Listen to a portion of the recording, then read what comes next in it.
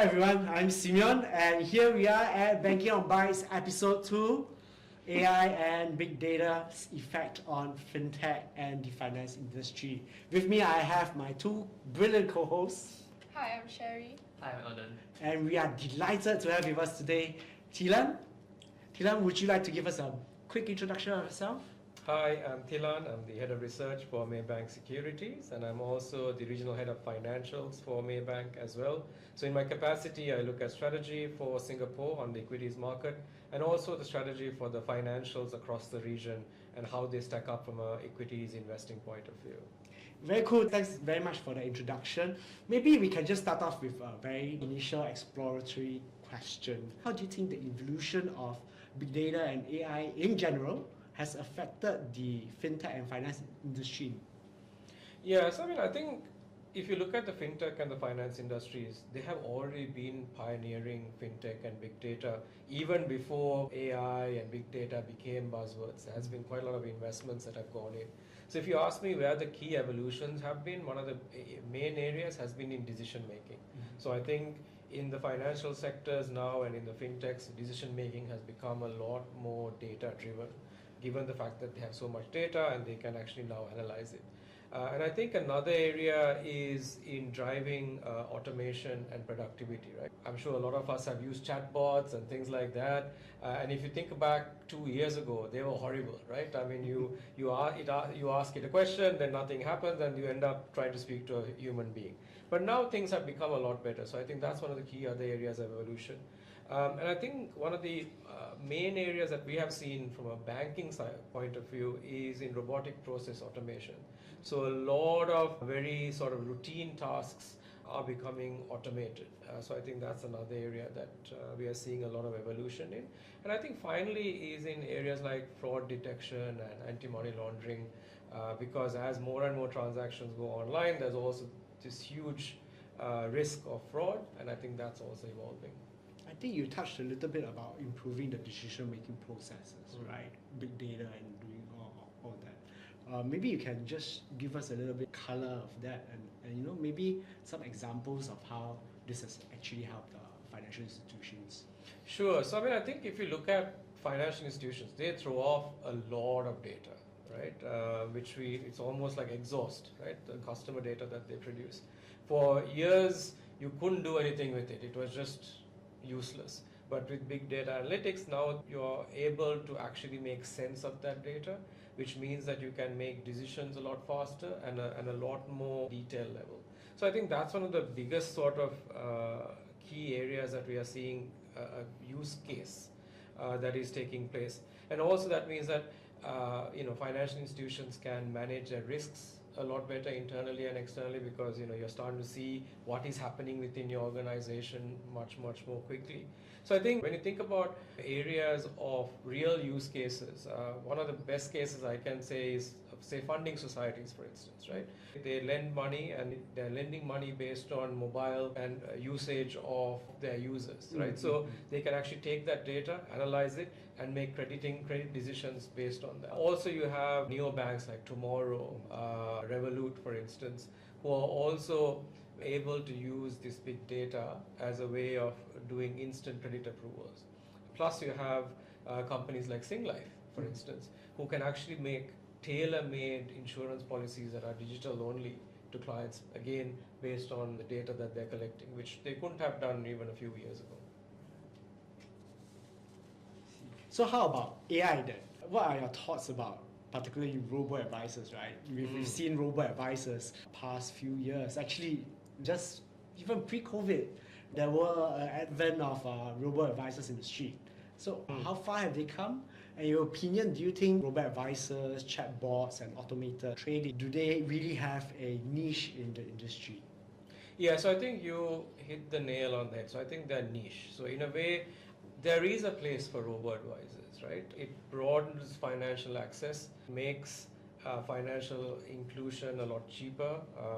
So traditional asset management companies or financial institutions, it may not be worth banking or selling products some of the clients that the robo-advisors do, because the cost of servicing them is a lot higher. So robo-advisors are democratizing financial access to the mass market. So I think that's a good thing, and I think that's going to broaden financial access.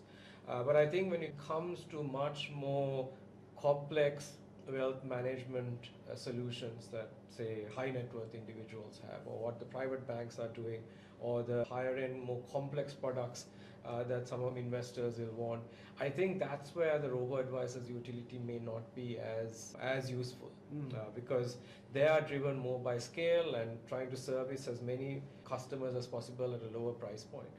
So I think for those, you will still need the human being and the trust, right?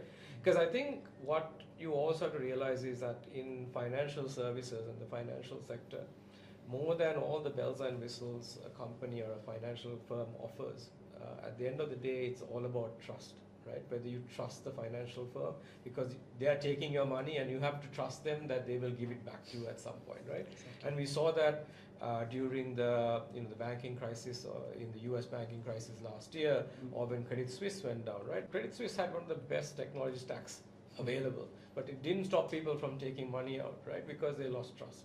So I think that's important, and I think for more complex transactions, I think you will still need humans to build that trust and repertoire. I think that's very cool that you mentioned about democratization of market access, because that is what Alex Tohager was mentioning in his interview with us and in episode 1 of the Banking on Bytes. Please remember to watch it. But anyway, yes, so yeah, and that theme is coming out very strongly in the fintech industry, right? Do you see it permeating throughout the entire financial institution as well? Absolutely. I mean, I think for us, especially for Maybank in particular, we are very, very focused on humanizing financial services. And what that means is providing that access, not just to a segment of society, but to as many people as possible. So I think the technologies are enabling us to bring down the cost to serve and the cost to acquire. And it also means that we don't have to invest in the same level of expensive physical infrastructure. So I think for us as a bank, across all our pillars, whether it's consumer banking, whether it's private banking, whether it's brokerage, whether it's Etika or insurance, that is one of the main areas that we're focused on, in ensuring that there is financial inclusion, but also equitable inclusion. Actually, I have one question about the robo-advisors, chatbots, and automated trading, right? Since you say that it's harder to use in a more complex situation, means that you have tried it before, is it? So, I mean, I think if you look at the business models of robo-advisors, right? So they're built to be more mass market, right? So where you already have a pre-existing sort of idea of what you want, whether it's an investment style or a portfolio or something like that, and then you go and do that transaction, which is good. So almost like it's not a one size fits all, but a one size that fits most, right? So when it comes to, like, say, a much more complex private banking transaction, where maybe it's about financing a property in a different country, for instance, right, where you will need to structure something like, taking an equity portfolio and taking a loan out of that, and then converting it into a foreign currency, where you need to then hedge that foreign currency and then hedge your interest rate and then do that transaction, right? So I think those sorts of transactions, I think you will need a human being to kind of take you through the steps and also help you coordinate it. So I think it's the same as when you think about banking products, right? So if it's a simple FD, right, you will have the confidence to go to any digital bank and open FD, right? Because it's easy and you know exactly what the final outcome is, right? You know what your interest rate is and your final outcome is. But if it's a structured product which requires you to understand what are the underlying, what is the strike price, what are the conditions, then you might not be as comfortable, right? I'm saying that as AI and processors become more and more advanced, some of these will also shift towards to AI and automation. But I think banking is fundamentally about trust, right? And trust comes not from trusting a machine, but trust comes from human beings.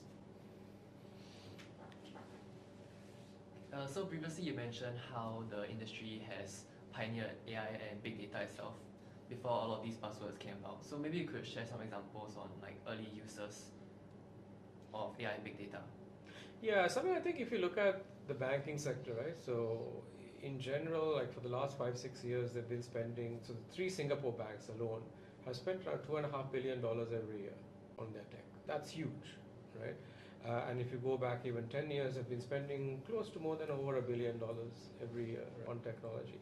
So I think if you look at the sort of digital banking offerings that they're doing, if you look at some of the product offerings that they're doing, so they have been infusing technology into a lot of these things from a very early day onwards, right? So I mean, so if you take DBS for instance, they were one of the very first to use chatbots, right? So all of them were some of the pioneers in allowing digital internet banking with increased security features. So I think a lot of those things are examples of how they were bringing technology in, but also a lot of the stuff that they did was not stuff that the consumer could see. It was actually what they were doing internally in terms of, if you take banks, historically have been run on these huge mainframes where the different systems sat in different places, where data sat in different silos. So a lot of the investment over the last 10 years for these banks have been to create digital data lakes, where all the data is pulled into a single database and then applications are run on top of that, right? So that architecture, that change in architecture is what was happening over the last few years, which is now enabling a lot of the consumer use cases that we're seeing now. Okay, so maybe I can just expand a little bit on that, when you're talking about architecture and how they have come some ways in adopting AI and big data, right? So what are the kinds of hurdles or challenges you see further down this road? Yeah, so I mean, I think one of the biggest challenges is actually regulatory. So for instance, data and applications and these use cases are only valuable if they can be scaled across borders, right? I mean, Singapore alone is a fairly small market, so you need to be able to scale.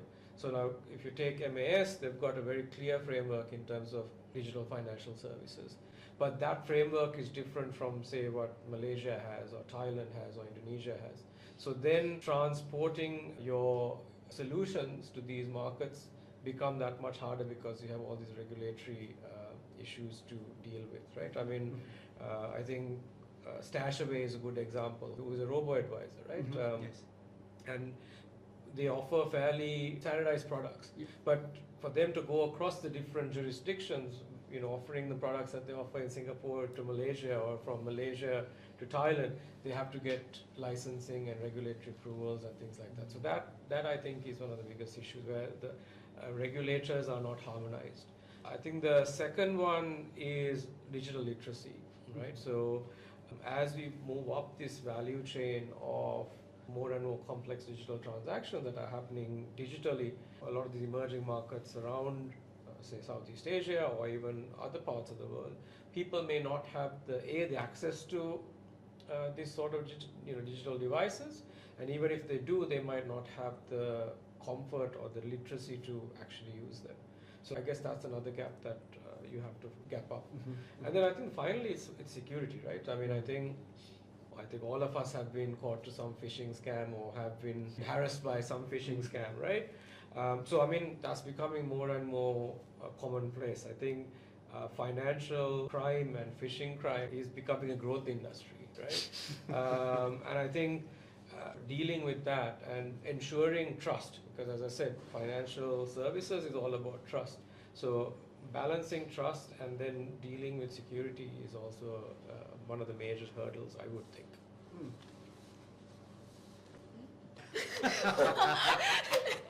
So since we've covered quite a bit of ground, right, in terms of AI and big data, maybe you can offer some advice to my two young budding co-hosts, like, how can they better prepare themselves for the future? And I say this with a bit of